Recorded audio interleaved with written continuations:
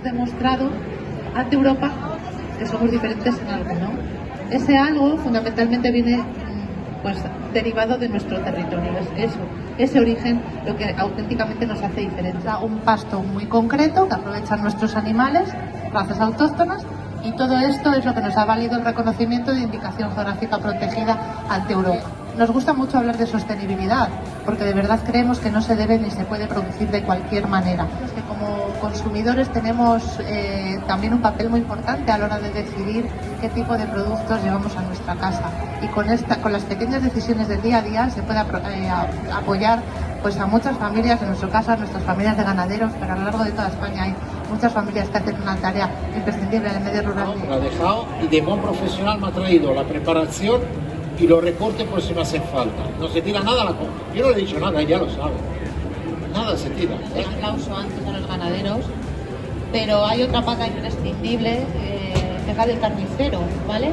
Porque podemos tener nuestros ganaderos pueden hacer el mayor esfuerzo y ser grandísimos profesionales como son, pero si luego no tenemos grandes profesionales, también con el cuchillo en la mano, la mejor carne del mundo se puede estropear, ¿vale? Entonces, tenemos la suerte que nos acompaña un carnicero, Santiago Ranera, ¿verdad?, que nos va a contar un poquito más de esta parte, de la aguja, que es a lo que hemos venido. Hay 1, 2, 3, 4 cortes, 3-4 cortes que pasa por chuletón perfectamente. Saben igual, pero cuestan 10 euros menos. Más jugoso. Esa parte más jugosa del animal. No, no se lo queda el carnicero, de verdad. Claro, porque no lo sé. Mirad, no tiene prácticamente nervio, no tiene nada. Mirad el color. Cuando tenemos este tipo de color así rosadito, indica que la carne está alimentada perfectamente. Pero es perfecta, ¿vale? No es una carne así, no le hace falta curación. Entonces simplemente la vamos a cortar muy fina. ¿Vale? ¿Cómo se hace esto?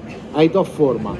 Yo lo he querido hacer de una forma muy simple, que es pasando todo a máquina, no dice un tartar a máquina. Si vosotros vais al carnicero y le decide poner algo de mostaza,